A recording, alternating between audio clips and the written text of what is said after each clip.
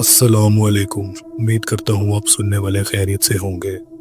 दोस्तों, आज की स्टोरी हमें एक ट्रक ड्राइवर ने भेजी है, जो कि एक स्टोरी नहीं बल्कि एक रियल लाइफ हादसा है जो उन्होंने अपनी खुली आंखों से फेस किया, और ये बिल्कुल सच्चा वाक़या है।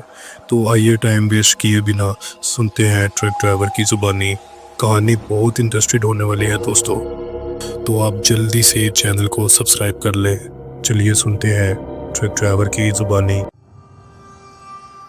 अस्सलामुअलैकुम, मेरा नाम असद है और मैं यूरोप में ट्रक ड्राइवर हूँ। ये बात है 2019 की, जब मैं वाशिंगटन की तरफ से स्ट्रेट रोड पर गाड़ी चला रहा था, और इस रास्ते से वैसे मैं कई बार गुजर चुका था, इसलिए मुझे पता था कि तकरीबन 40 माइल के फासले पर बड़े से मिट्टी के टेले थे, जहां आप आराम से साइड पर गाड़ी लगाकर आराम कर सकते थे।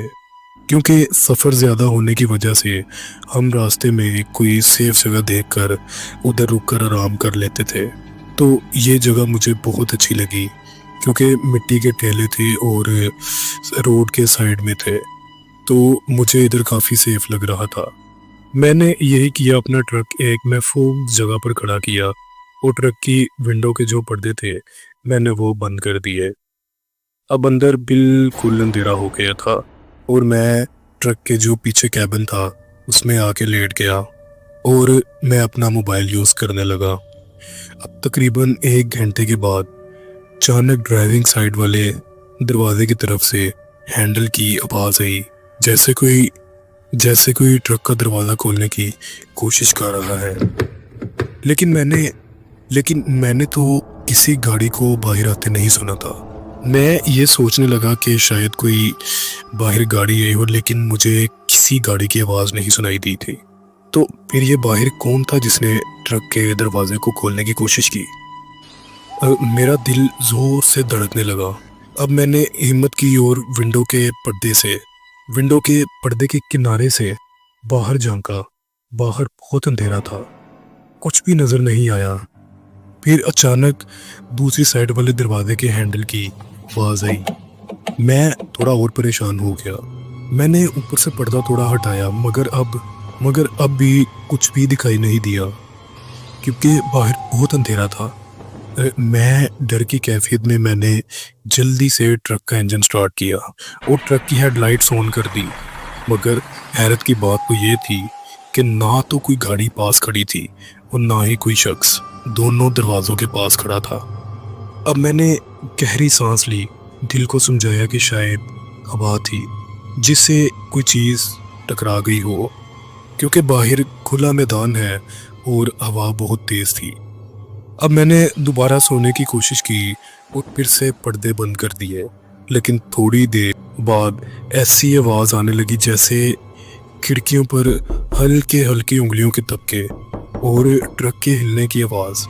अच्छा भाई, अब तो मैं बहुत घबरा चुका था, क्योंकि मैंने चेक किया था, मुझे तो बाहर कुछ भी नज़र नहीं आया।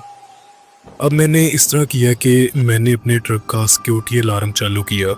सिक्योरिटी अलार्म बजने लगा और मैंने सोचा अगर कोई पास हुआ भी तो वो शायद इस अलार्म की वजह से चला जाए। मैंने अलार्म बजाया, मैंने सोचा शायद जो भी कोई होगा उसको डरा के भगा दूँ। मगर आप यकीन करें, ये सब करने के बाद ये आवाज़ें और बढ़ गई। अब आवाज़ें कुछ ऐसी थी कि जैसे हवा के प्रेशर की ख़ास आवाज़ और उंगलियों की टक टक और दरवाज़ों के हैंडल की क्लिकिंग। आप समझ सकते हैं, जैसे कोई दरवाज़ों को खोलने की कोशिश कर रहा हो। तेज़ तेज़ दरवाज़ों की क्लिकिंग सुनाई देने लगी मुझे। आप यकीन करें, मैं बहुत घबरा गया था, ज़्यादा घबरा गया था मैं। मगर फिर अचानक से सब कुछ खामोश हो गया। अब बस मैं और मेरी सांसों की आवाज़ सुनाई दे रही थी। मतलब बिल्कुल खामोशी हो गई थी एकदम से। अब कुछ लम्हों बाद मुझे दूर से एक ट्रक नज़र आया और वो मेरे पास आया और मेरे पास से गुजर कर, यानी कि मुझे क्रॉस करके चला गया।